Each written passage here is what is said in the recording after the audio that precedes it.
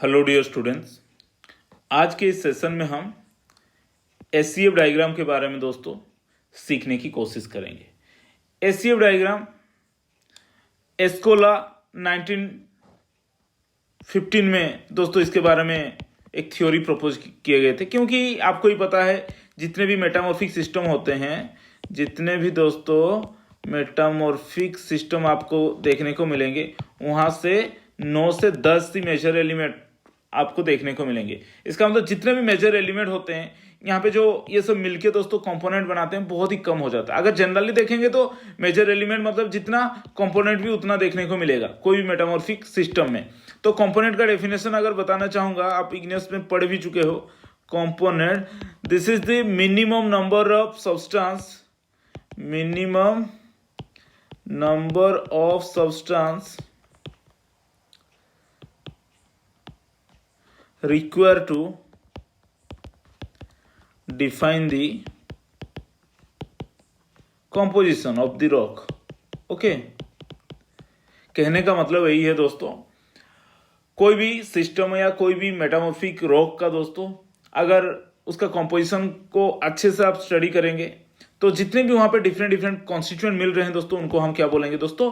Component बोलते हैं। यहाँ पे कुछ कंपोनेंट, एक कंपोनेंट के साथ दूसरा कंपोनेंट मिलके दोस्तों कभी कभी एक भी बन जाता है। जैसे कि आप कह सकते हो हम Na2O और जो K2O होते हैं ये एक साथ ही ले लेते हैं, क्योंकि ये दोस्तों Na2O K2O जो भी है Al2O3 के साथ मिल जाते हैं। उसके साथ दोस्तों SiO2, ये दोस्तों 3 डिफरेंट कंपोनेंट मेटामॉर्फिक प्रोसेस में ये क्या हो जाते हैं, कंबाइन होकर दोस्तों आपको प्लाजियोक्लेज बन जाते हैं दोस्तों।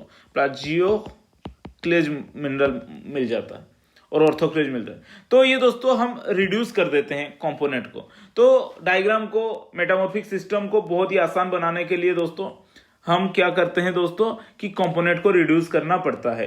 कंपोनेंट को रिड्यूस करने के लिए बहुत सारे तरीके होते हैं दोस्तों। कंपोनेंट को रिड्यूस करने के लिए पहला तरीका, आप इग्नियस कंपोनेंट को अगर ऐड करना चाहते हो, और नहीं तो जितने भी सिस्टम में बहुत ही छोटे छोटे मटेरियल होते हैं उनको क्या करते हो, रिड्यूस कर देते हो, मतलब निकाल देते हो। ओके, कोई भी इग्नियस रॉक में बहुत ही मेजर एलिमेंट मिल रहे हैं देखने को, तो यहाँ पे जितनी माइनर एलिमेंट जिनका की मतलब कि वैल्यू इतना नहीं है, तो उनको आप हटाकर भी कंपोनेंट को रिड्यूस कर सकते हो। और कभी कभी क्या होता है कि कंबाइन करके कुछ कंपोनेंट को, जैसे कि आपको अभी बताया दोस्तों प्लाजियोक्लेज Al2O3 K2O Na2O plus SiO2 के साथ मिलके बनता है, तो कंबाइन करके भी आप दोस्तों कंपोनेंट को रिड्यूस कर सकते हो। तो चलिए दोस्तों यहाँ पे हम AKF HCF diagram directly discussion करते हैं। यहाँ पे फर्दर डिस्कशन अगर बढ़ाएंगे तो ये बहुत ही लग जाएगा, क्योंकि आपको ट्रायंगुलर प्लॉटिंग सिखाया गया था पहले भी। ओके, आज के इस ट्रायंगुलर प्लॉटिंग में हम कैसे जितने भी मेटामॉर्फिक रॉक होते हैं ये दोस्तों रिड्यूस कंपोनेंट डायग्राम बोलते हैं, क्योंकि यहाँ पे जितने भी कंपोनेंट होते हैं करीब आपको 9-10 कंपोनेंट मेटामॉर्फिक रॉक में मिलेंगे, लेकिन यहाँ पे मेजर हम 3 कंपोनेंट को सामने रख के दोस्तों इस डायग्राम को हम प्लॉट करेंगे। चलिए दोस्तों हमारा एचसीएफ डायग्राम में प्लॉट करेंगे आज। तो जनरली जो एचसीएफ डायग्राम इंडिकेट करता है दोस्तों एक मेटामॉर्फिक रॉक में Al2O3 कितने होते हैं, A for what, Al2O3। Okay, उसके बाद दोस्तों C फॉर क्या होता है, CaO परसेंटेज। ओके, और उसके बाद F कितना होता है दोस्तों, FeO प्लस जो फेरोमैग्नीशियम मिनरल होते हैं FeO और MgO हम कैलकुलेट करते हैं एक मेटामॉर्फिक रॉक में। ओके, ये इंडिकेट करता है A for Al2O3 total, C for CaO and F for दोस्तों FeO plus MgO। But generally हम अगर AKF HCF डायग्राम को देखेंगे, जो A होता है हमारा दोस्तों ये टोटल प्योर एल्यूमिनियम को इंडिकेट करता है। इसका मतलब जो एक्सेस होते हैं ना एल्यूमिनियम के साथ जितने भी होते हैं उनको आपको रिड्यूस करने को पड़ेगा दोस्तों। तो दोस्तों A, तो एक्सेस जितने भी होते हैं आपका एक्सेस वैल्यू जो होते हैं A फॉर जितना भी Al2O3 के साथ दोस्तों Fe2O3 को आपको ऐड करना है, ये दोस्तों एक्सेस। इससे दोस्तों आपको माइनस नेगेटिव आपको दे दिया हूं। ओके, Na2O प्लस K2O को दोस्तों यहां पे माइनस कर देना है। A फॉर इतना प्योर, ये जो था Al2O3 ये दोस्तों एक्सेस था, इसी एक्सेस को हमने सिंप्लीफाई करने के लिए यहाँ पे जितने भी रिजेक्टेड मटेरियल होंगे दोस्तों उसको हम निकाल देंगे। ओके, उसके बाद दोस्तों C4 क्या होगा, CaO। इस CaO से दोस्तों हमारा P2O5 को, जो कि हमारा अपाडाइड बनता है ना, 3.33 इंटू P2O5, इसको दोस्तों आपको माइनस कर देना है। उसके बाद F क्या है दोस्तों, जितने भी फेरोमैग्नीशियम मटेरियल होते हैं। ओके, F क्या इंडिकेट करता है एक्केबेसिव डायग्राम में, एक्केबेसिव डायग्राम में F indicate always ferromagnesium mineral like FeO, MgO plus MnO।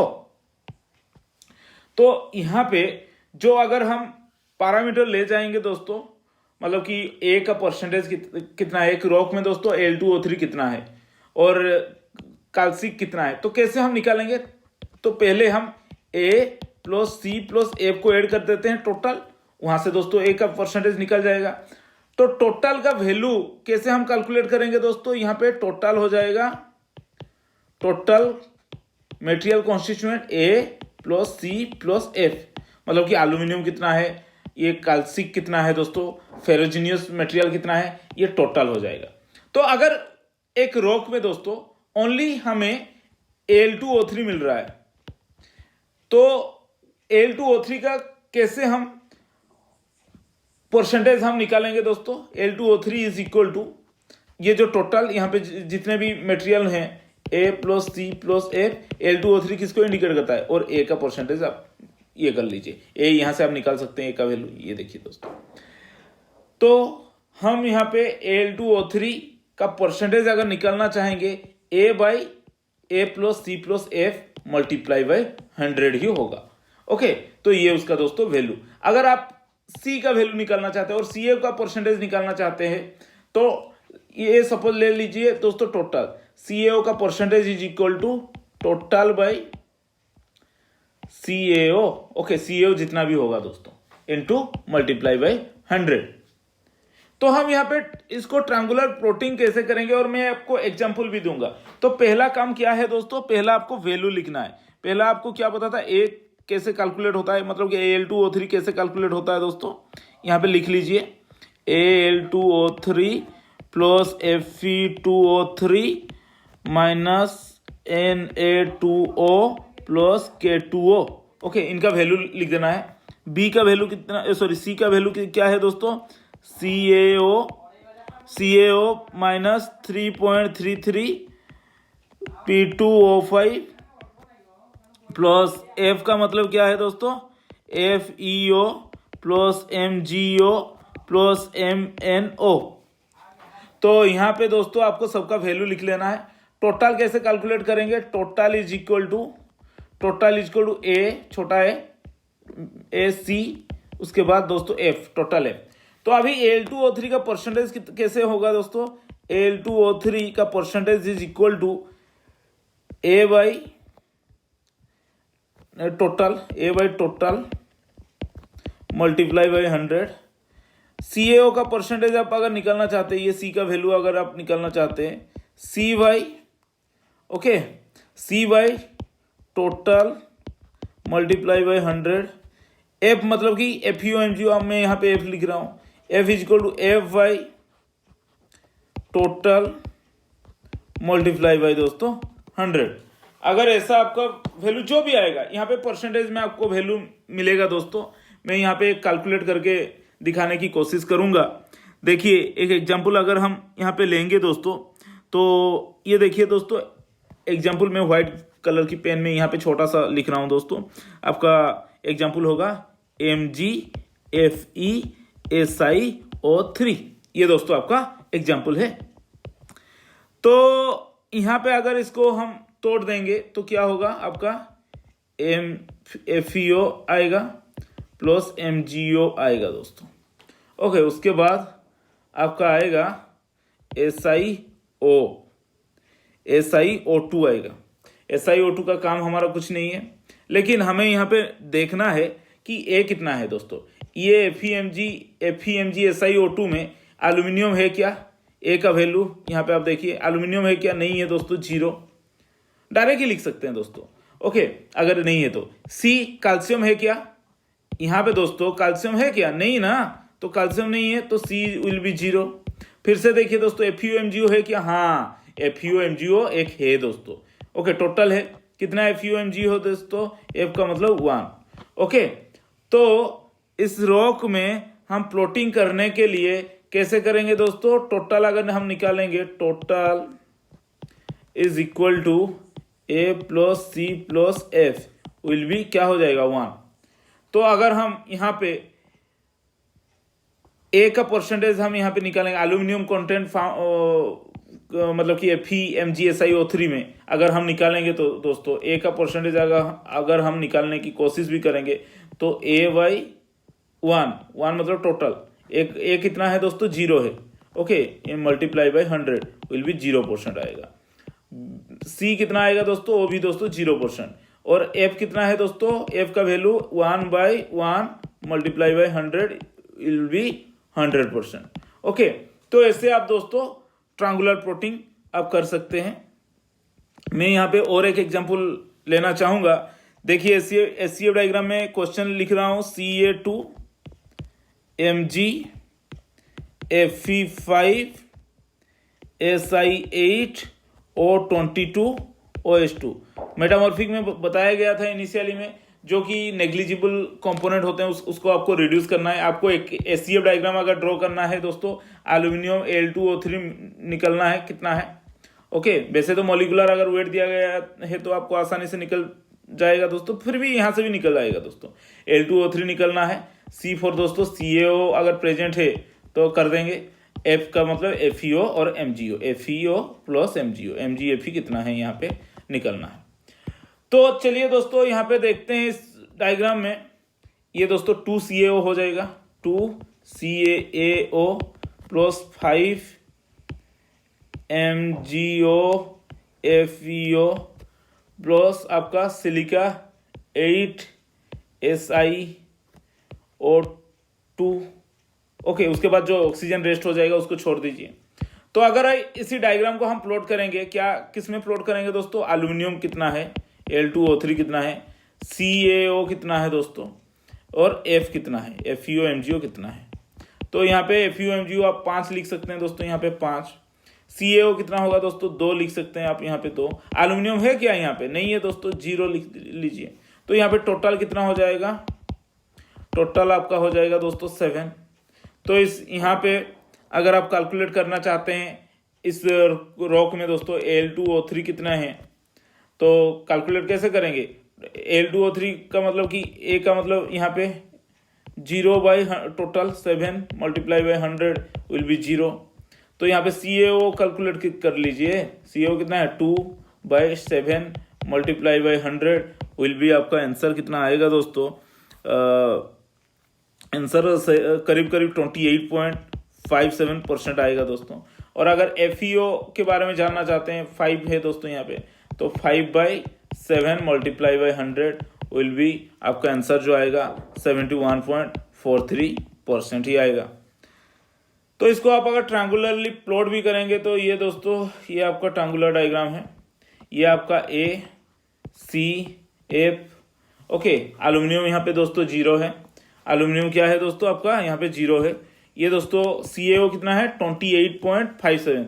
तो आसपास यहाँ पे कॉम्पोजिशनल लाइन तैयार हो जाएगा। FeO कितना है दोस्तों? 71.43। FeO ये जो पॉइंट है कितना है दोस्तों? 71.43। तो लाइन करीब यहाँ पे रहेगा दोस्तों। लाइन करीब आपका HCF लाइन यहाँ पे 70। तो ये वाला कंपोनेंट आएगा दोस्तों करीब FeO के आसपास ही रहेगा। तो यही है आपका कॉम्पोजिशन। यहाँ पे हर कोई कॉम्पोजिशन को ट्रायंगुलरली प्लॉट कर सकते हैं इसी के मीडियम से। लास्ट में क्या करना है? ACF कहाँ मिलेगा दोस्तों? तो कोई भी रॉक अगर बहुत ही ज़्यादा एल्यूमिनियम कंटेंट देखने को मिल रहा है, जैसे कि हम यहाँ पे ट्रायंगुलर डायग्राम बना रहे हैं, मैं कुछ एग्जांपल दूंगा दोस्तों, उनका प्लॉटिंग कहाँ हो सकता है मैं बताऊंगा दोस्तों। यहाँ पे हमने ए रख लिया। ए का मतलब क्या है? Al2O3 कितना प्रेजेंट है। ओके, और अगर नॉर्मलाइज करेंगे तो Al2O3 के साथ कुछ आपको माइनस भी करना पड़ेगा। माइनस किसको करना पड़ेगा? Na2O प्लस K2O को। C का मतलब दोस्तों CaO। ओके, F का मतलब क्या है? FeO MgO और MnO कितना है यहाँ पे। Okay, total FeO MgO MnO, क्योंकि ये दोस्तों क्या होते हैं, मतलब कि इनका रेडियस साइज और इनका जितने भी आयोनिक बता रहा हूँ, कैटायन चार्जेस जितने भी होते हैं सेम होते हैं, तो इसीलिए इनको हम एक ही साथ रखें क्योंकि यहाँ पे मेटामॉर्फिक जो प्रोटीन आसानी से हो सके। तो एक रोग का नाम बताऊंगा दोस्तों, बायोटाइट रोग। बायोटाइट में क्या क्या होते हैं आपको पता है दोस्तों, FeMg होते हैं, MgFe होते हैं दोस्तों। ओके, तो उसका जो प्रोटीन डायग्राम कहाँ पे होगा दोस्तों, यहाँ पे होगा। लेकिन एक रोग होते हैं दोस्तों कायनाइट, यहाँ पे क्या होगा दोस्तों, बायोटाइट आप लिख सकते हैं। ओके, बट कुछ रोग होते हैं दोस्तों, एल्यूमिनियम Al2O3 रहता है, तो लाइक कायानाइट हो गया। कायानाइट दोस्तों कहाँ पे होगा, यहाँ पे होगा, क्योंकि Al2SiO4 है, तो Al2 वहाँ पे दोस्तों बहुत ही ज़्यादा है, तो कायानाइट रोग इसके आसपास ही होगा। मैं रोग आइडिया दोस्तों दे रहा हूँ। कायानाइट हो गया, अंडालुसाइड, सिलिमानाइट, जहाँ पे दोस्तों Al2O3 बहुत है। Okay, aluminium silicate mineral Al2O3 जिस पे भी जितना है, कायानाइट, अंडालुसाइड एंड आपका सिलिमानाइट रोग। कुछ रोग होते हैं दोस्तों जैसे कि कैल्साइट, वहां पे बहुत ही ज्यादा होता है। एग्जाम्पल वालास्टोनाइट ले सकते हैं दोस्तों। ओके, WOLLA वालास्टोनाइट, यहाँ पे उसका वैल्यू रहेगा। ग्रोसुलाराइट एक गार्नेट वेराइटी का Ca रिच मटेरियल है। ओके, ग्रोसुलाराइट इसका वैल्यू दोस्तों यहाँ पे रहेगा। और अगर कोई भी रोग में दोस्तों Ca भी है और आपका क्या है कि FeO MgO भी है, तो कंपोजिशन इसी के ऊपर वेरी करेगा। जैसे कि आपका डाइऑक्साइड Ca भी है और Mg भी है। डाइऑक्साइड लाइक उसका कंपोजिशन क्या है डाइऑक्साइड का, CaMgSi2O6। सो यही है। अगर कोई भी रोग दोस्तों एल्यूमिनियम बियरिंग भी है और FeO MgO भी है, तो कहाँ पे उसका पोजिशन, जैसे कि स्टेरोलाइट हो गया, STAUR स्टेरोलाइट है दोस्तों, बीच में ही रहेगा। तो बस यही था दोस्तों AKF SCF डायग्राम। उसके बाद यहाँ पे AKF के बदले में ओनली Ca को जगह दोस्तों K आ जाएगा, K2O आ जाएगा। वहाँ पे मतलब कि कॉन्टिनेंटल रॉक में आपको ज़्यादातर K परसेंटेज ज़्यादा देखने को मिलेगा। ओसेनिक एनवायरनमेंट में दोस्तों आपको CaO परसेंटेज जनरली ज़्यादा देखने को मिलेगा। तो प्लॉटिंग कैसे करना है यहाँ पे मैं बताने की कोशिश, और फिर से बोल रहा हूँ कि एक कोई भी मिनरल हो रहा है। ओके, कोई भी मिनरल होगा, जैसे कि आप कह सकते हैं Mg2Si2O6। ओके, पहले कोई मिनरल है वहाँ पे रेशियो दोस्तों निकाल लेना। ओके, क्या क्या है वहाँ पे, CaO है क्या, नहीं है, तो C के बदले में दोस्तों 0 हो जाएगा। ओके, MgO है क्या, F के बदले में 1, हाँ 2 हो जाएगा, यहाँ पे F के बदले में 1 हो जाएगा। तो उसके बाद आपको एल्यूमिनियम है क्या दोस्तों, फिर से वो 0 हो जाएगा। तो इसी रोग में टोटल कितना हो जाएंगे दोस्तों, टोटल कितना हो जाएंगे 2। अगर इस रोग में दोस्तों F की वैल्यू निकालना है तो 2/2 × 100 = 100%। C की वैल्यू निकालना है, कैल्शियम की परसेंट निकालना है तो 0%। F की वैल्यू तो हो गया, एल्यूमिनियम की कंटेंट अगर निकालना है तो 0%। तो ट्रायंगुलरली फ्लोट अगर करना है तो यहाँ पे ही कंपोनेंट रहेगा दोस्तों, यहाँ पे इस ACF कंपोनेंट दोस्तों इसके आसपास ही आपका मिलेगा। ऐसे ही दोस्तों आपको ये डायग्राम को प्लॉटिंग करना है। पहले दोस्तों वैल्यू निकाल देना। ओके, और जो कि पहले बताया था एब्सोल्यूट वैल्यू निकालना अगर थोड़ा क्रिटिकल करेगा तो। अगर ऐसे बहुत ही सिंपल अगर क्वेश्चन देगा तो आराम से आप कर सकते हो इसी मेथड से। ज़्यादा आपको अगर मोलिकुलर वेट दोस्तों गेट की लेवल पे आपको कभी कभी पूछ लेगा, लेकिन जाम में दोस्तों इतना आपको पूछेगा ही नहीं। Okay, thank you all of you guys, thank you.